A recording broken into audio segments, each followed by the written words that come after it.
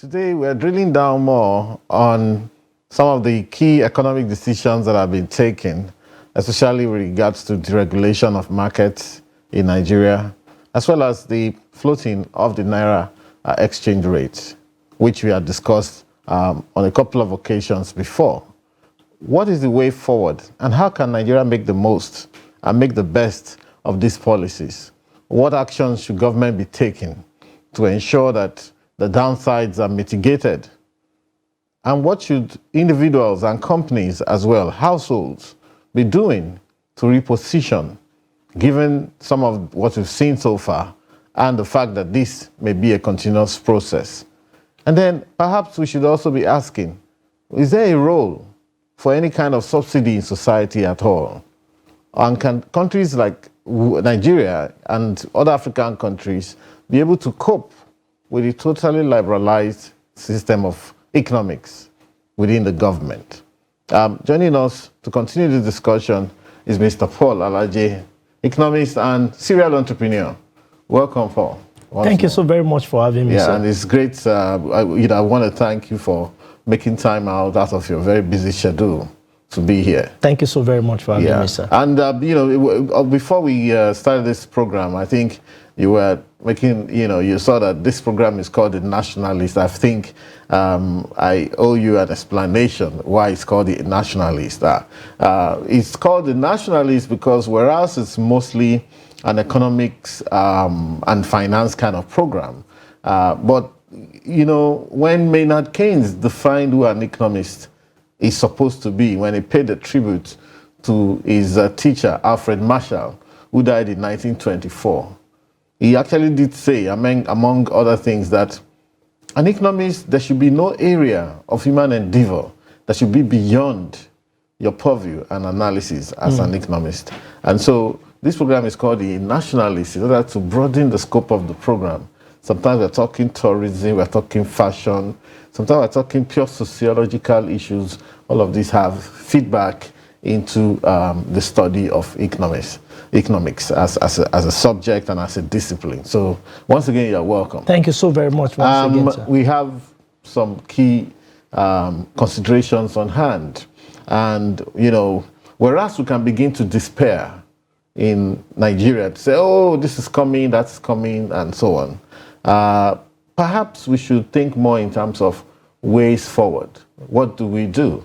So my premise is we have the deregulation of markets, where actually a lot of people are holding their breath that the further deregulation, or rather marking to market of electricity tariffs, will not kick in 1st of July as had been advertised and then retracted and then reintroduced in some quarters, But if this was going to be the case, what do people do?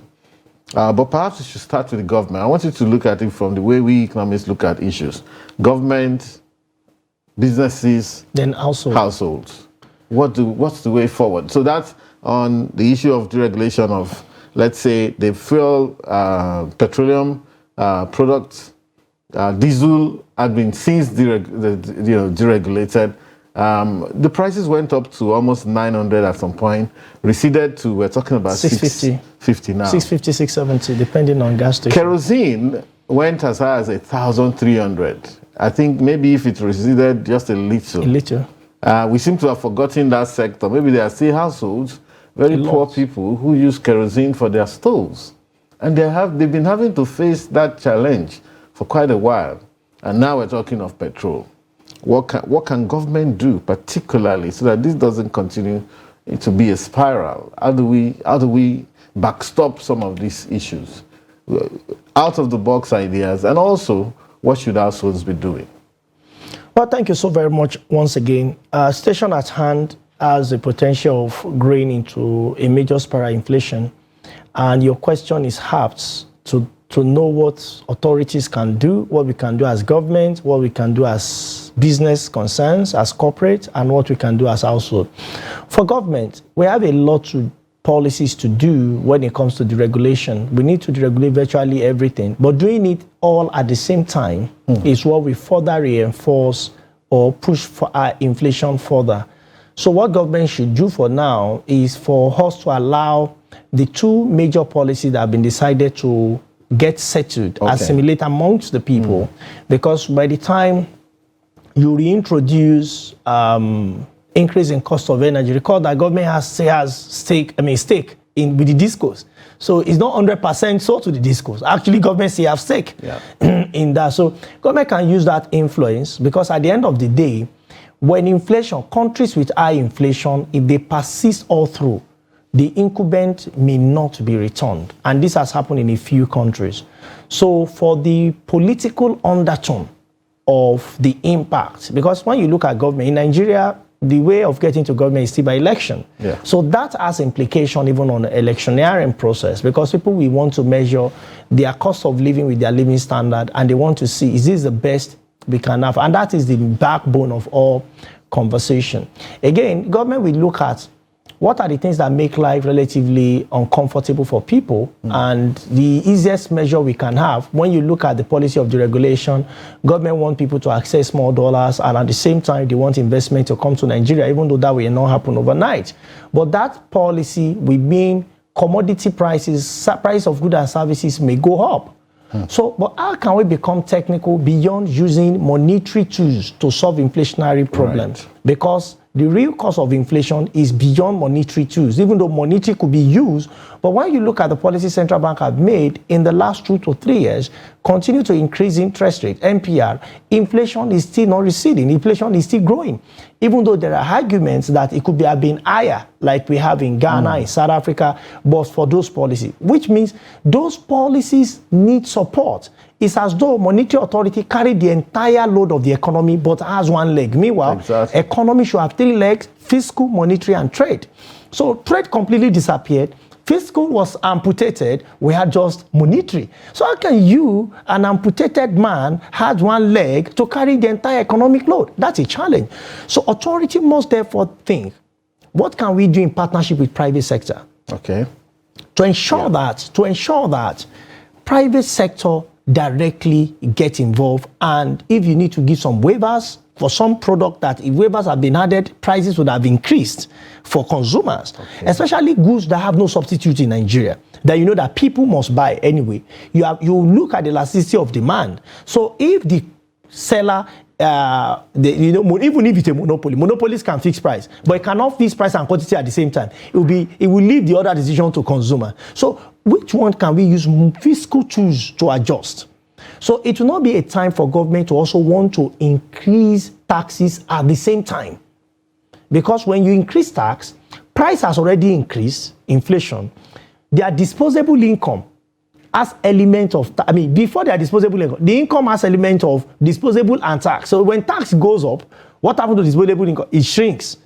So shrinking income versus increasing prices, it will not be what we want to see. So that's what another thing that could make people complain more. And this is my advice. First, government may need to look at tax holidays for anybody earning below 60,000. We're going to give you tax holiday. You're not going to pay tax. What that means is that money you would have used to pay tax, for those that are paying tax, you can now use it.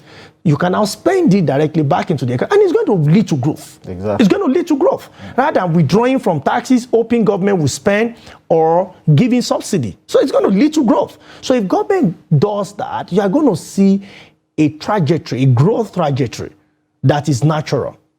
And I also think that government can leave it at that. That's on taxes. Then for other income earners, I'll get there. For other average income earners, people earning 100 to 100 to 200 to 300, government could also do a tax review for them. Now, what to come to mind is, that means government revenue is reducing. No. There are places where government can boost revenue, which is called other taxes. Rather than using FRS, then 2, how do we get more people to come into tax brackets? That's within the purview of FRS. So you can do that while you reduce for the poorest of the poor. 2, government may need to create program for the downtrodden. And this program will not be giving people cash directly. It could be to support people's businesses with condition. This is what it means. We have, in total, we have 70 million labor force. Of the 70 million labor force, 33.3%. As of 2020, as of 2023, the projection is 40 million, 30% of the population is said to be unemployed. What could we do? Can we support SMEs Exactly. If you support SMEs with seed capital or growth capital, we're going to give you this amount, but the condition is that you must have a record capacity to add 2 people to your business. So we want to support, government is looking at giving 5,000 household. 5,000 individuals, 10 million household. Okay, let's do 10 million businesses. But these 10 million businesses, you must return with 2 new employees. No job before, get them to your job. Or those that were working before, they transfer, those places will be filled with new jobs. Eventually would have added at least 20 million new jobs. It never happened in our history, in recent history. For us to have, within a year or 2 years, had 20 million people. So without adjusting the number that MBS is trying to do, without adjusting the number of the hours of work, we can actually crash unemployment with the same amount. President Buhari administration had that opportunity when, through the Minister of Labour for State, announced that the government was going to give money, maybe people will be cutting grass and all of those. No, the challenge is that cutting grass does not bring returns. It's like borrowing and putting on an investment that cannot yield returns. That's why some of the debt are stuck. But if you had borrowed, UAE borrowed, but put it on investment that can yield growth. Build road, but ensure that the houses, the buildings around the road are going to be giving returns to government. That means that investment makes sense, not just to build road, and there's nothing to pay returns. Exactly. Yeah. Look at Sheikh Zayed. We have so many roads in Nigeria here. One day, what returns? I was coming from Ondo State. I missed my way. There was one road, one very lonely road that took me out somewhere in Kogi State, around Egbe, all that area. And I can assure you, I didn't see more than 2 or 3 cars pass. I've got quite a long road, from Akoko side coming out in that area. So, there's another road that's abandoned that I know, the one that goes through Ifon, coming from Ebilo. I know the road. To Ifon area, abandoned. There's a very bad part of it, just one bad part, abandoned. So you're right, that we have also built a lot of infrastructure without a view to, maybe based on political reasons. Yes. So one senator says, this is my area, we must have road. And we must have road. Maybe there are 100 people living there. Instead of us looking at, yes, we want to help, we want to urbanize our rural area. Everything is fine with that. But when we want to put most capital, we should put it where government can actually have returns. And say, if you are living in this particular street, for instance, maybe major street in Maitama, Busetu, somewhere on the VI, that road, this is what, it's not just to tow the road. How much will you possibly make from towing? But we are saying that grand rents around this road, this is what you pay. Maybe we get to become like London, where the moment you drive into central London, even from London Bridge, you pay what they call congestion charge of $15. I mean, £15. That's possible. But we have to ensure that the road is exactly like a road in London. We have to be sure that power in that area does not go off. We have to be sure that security in that area is guaranteed. We have to be sure that the policing in that environment is different from the mentality you have of the entire Nigerians. Exactly. If we do that, people will pay. And now, I like the fact you have brought up one very important issue, a job focus.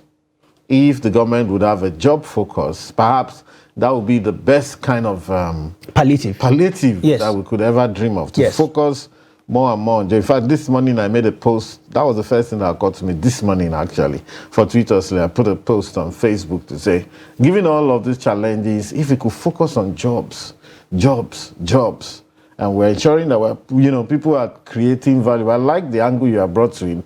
It's not even enough to just say, go and work. If we can't tie that work to productivity that enhances us. But I also wanted to say, let's not forget the household sector and businesses. What do they do? We'll get there. But I think we're going to do that. We're going to take a quick break now, and when we come back, you'll be able to deal with that.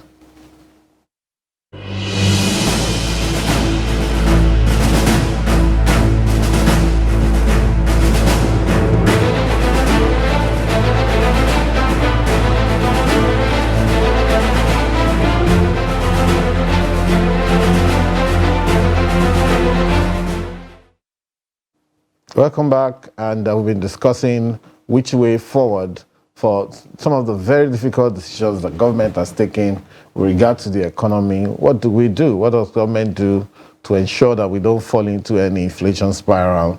We don't get pushed into recession.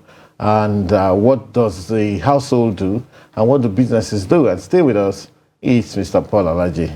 So welcome back, Paula. So I'll let you dive into, I like the job focus, and I think it needs to be emphasized to government. And that's the best way. This whole idea of the last government was to borrow $800 million. And I was reading yesterday, World Bank said that that loan had been approved since 2021. And deliberately, that loan is for government to come and hand over 5,000 or something to, which is so unproductive. Even a toddler would even know that. Well, I think President Tinubu will take a detour. I want to strongly believe that he will not want to use that approach. Yeah. And from the body language of the president, if you see someone who wants to run a market-driven system, he would understand that you cannot be A in the morning, then be Z in the evening. What does that mean? If you truly want to grow the economy, you know he has an ambition for 6% GDP growth rate. Yeah. President Buhari never achieved that. Yeah. 6% GDP growth rate. In this same economy, things are going on, and you know that inflation is anti-growth.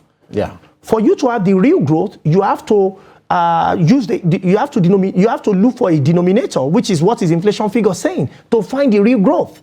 So for we to achieve this, whatever we are discussing must be productivity center. In fact, gross domestic product, gross domestic, total monetary value of goods and services, produce products. So productivity must be core.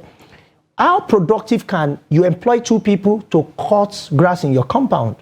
And the grass may not grow in the next 1 month. But when it grows again, you cut. How much are you making from the grass? What is happening from the grass?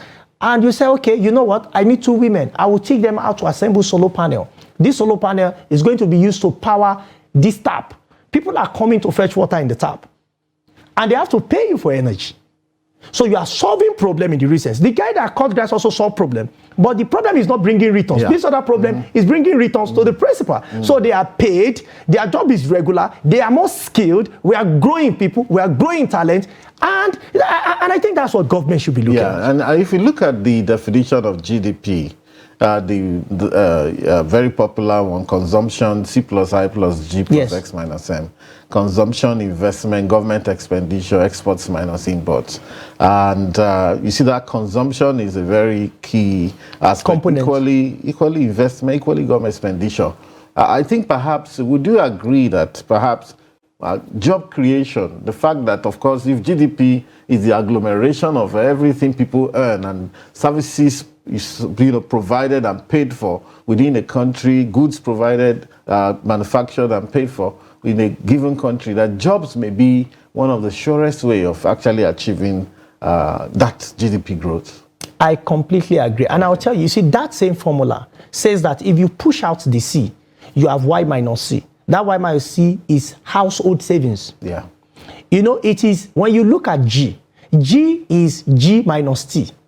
Yeah. So if you push it out, it will become T minus G. That is public savings. Then if you take out investment and export and import, you can also have external savings. When you combine all these 3 together, they are filled with jobs. And if you have time, I will explain. All of these 3 is what, the only factor that will remain in is investment. It is all of this that becomes investment. But you see, when households have extra, even when they don't put the money to literal investment, they put the money with commercial bank or microfinance bank, they would lend it to private sector investments. So that's how savings lead to investment in a way. And when investment happens, what happens to jobs? Job will be created. Yeah. So it is when we are able to get positive returns from our savings, private, household or private, public, and international savings. When we have all of it, means what we are exporting and what we are importing. Yeah. Value of Naira will grow. Investment in Nigeria will grow because people will have confidence that Nigeria is a place to put their money in. So government must look at economy at a holistic level. Absolutely. Beyond just, what quick policy can we make? And that is why it's important. And I have advice, beyond just having National Economic Council, you need economic team. But again, you can't blame government. The last government had lawyers in positions where economists should be, perhaps even running economic development. Doctor, you said lawyers. Doctor, you are a notable economist. You economists, you are also a notable economist in this country. You don't push yourself forward, and God forbid that the new government would also have accountants and bankers, people who have had careers in bank. But the real economic thinking is very important. I mean, I think that's back to you guys, but. Back to the question, we haven't talked about what the household can do, what businesses should do. First is, this is the time for you to cut cost, because cost is increasing. Does that mean they should lay off? No. It may not necessarily be laying off. Government will come and look for other unique way of generating revenue. If you increase your cost, because there will be increase in cost, increase in price to them, to consumers it is cost. Increase in price to business, but you cannot permanently increase price because of elasticity of price of that commodity. Yeah. So you increase to a point, but after that, what other option is available? There are businesses that entertainment allowance is high. You may need to rejig something before the economy balance, before you can stimulate. Because when things are too expensive for people, they may just decide against your products. Yeah. That they are not consuming now. So it's a function of what we sustain, what we keep people demanding for your product at the price you want to charge. And that's where the problem of economy starts. So economists will say, you either decide the price or decide the quantity. You can't decide the two. So at the price you want to charge, or you want the good to be sold, but you don't decide the price. People will pay what they have. So businesses must now know at what point, what can we manage? Then people will look at excess. No business wants to carry excess garbage. Just employ this person for me because I feel. Business will now also, more than ever before, look at how to use applications to solve their business. So you are going to see a lot of business. That means there will be workers that will be defunct, not that they are sacked. Their skill will no longer be relevant. Because when cost goes high, businesses will think outside the box. Do we really need these persons? Look at when there were issues in the bank. Today, to be a teller, was it really an attractive thing? Which was really attractive in the early 2000s. It was. But when the policy was made, banking changed. Today, I can go to my bank on Saturday, even 12 a.m. on Sunday, on my phone. Yeah. I don't necessarily need to walk to work. I don't need, in the 90s, if you transfer from a bank A in Abuja, if you want to use the same bank in Lokoja, you need to go there. It has changed. Because a disruption come. So if, as much as we want to see all of this as bad thing, it may actually help business to rethink. And for household, what I tell them is that 9 to 5 is no longer nice. What is fine is 5 to 9. That is, if all you are doing is just one business, if all you are doing is just one company you work with, you need to rethink. Because Nigeria is pushing, Nigerian authority is pairing Nigerians at par. They want Nigeria to be at par with the global citizens, other countries. So cost of living in America is very expensive. Loaf of bread could be £2 in London. Yeah. In Nigeria, it's far cheaper. So now you say that there is light in London, there is good road in London, but the cost of living in London is not that of Nigeria. So government may say, for us to provide all of this for you, we have to also jack up some things. But that's why in London, most people don't do one job. 2, 3 jobs. Though we have a conundrum here. You did mention that businesses may need to cut excesses. You also kind of broached the subject of artificial intelligence taking out people, technology taking out people, making them... May not necessarily take out people. It may take out people that don't have the skill. No. It's a reality, but they are now tech jobs. Yes, because again, you mentioned something very critical, and which I wanted you to emphasize, that ordinarily speaking, and I always say this, the role of the private sector is to make money. They're there to make. Nobody will say, please let me employ this. Government is not, except government does what you said first. Like, okay, listen, we have this scheme. If you would employ 2 people, we'll give you this concession.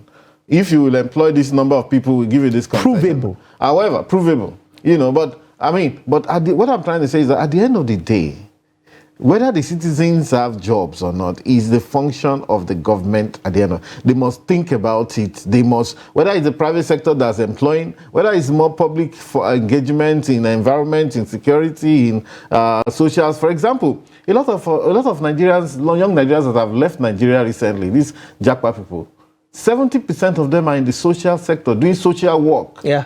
Which nobody is doing here. Yes. They will attach them, you go and take care of this old man, take care of this old woman, and this and that. And that's what they're doing. This mental person must not be on the road.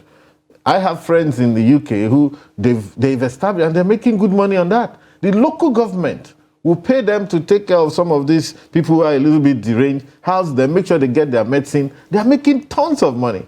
These are sectors that we haven't even opened in this country, as if we don't believe in our own people, but it can be done. It can be. You know, so I'm just thinking that here. government must. So I want you to round up in just maybe 1 minute or so, you know, emphasize this issue of jobs and what government should be doing, and give us some more tips on the household for those who are watching us to say, okay, look, some people feel overwhelmed. I had almost empty tank today. I bought fuel worth 47,000 naira. A big man. No, it's not big man. I just said, let me even see how much this tank can take. Okay, so here is it. So tell us what to do Here in 1 is minute. I think government needs to have a database of unemployed people. People will respond when they know that the end product is because of a scheme you are starting soon, where small businesses must add minimum of 2 people. But for you to add these people, they must be people that are in this database. That will help us to truly know how many people are willing and able to work, which is the definition of unemployment, but they don't have job. People who are willing and able. So if they are willing and able, go to all the states, go to your local government, go online. There is a website, there is a link. We're going to put everybody there so we know. So if what MBS is saying may actually, because that one is statistics. So in the real sense, is what is applicable in reality. Can we say the same thing? So we cannot have an idea. A lot of people that are even working but are not satisfied with the work they will register, unemployed. So do you consider yourself unemployed? So you see the figure. You now say that now, businesses, which is not just happening in Nigeria, we want to help you with 1 million, 5 million, 10 million, 20 million, but we want to see the business you do.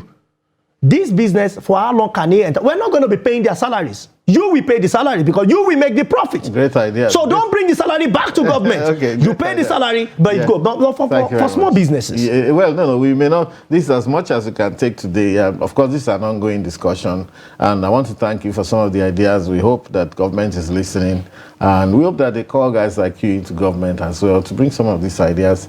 And I'm saying again, you economists should not stand back, otherwise other people will do your job. Thank you very much, viewers, for staying tuned. And we've had a very good discussion with Mr. Paul Alaje, economist and serial entrepreneur. See you next week.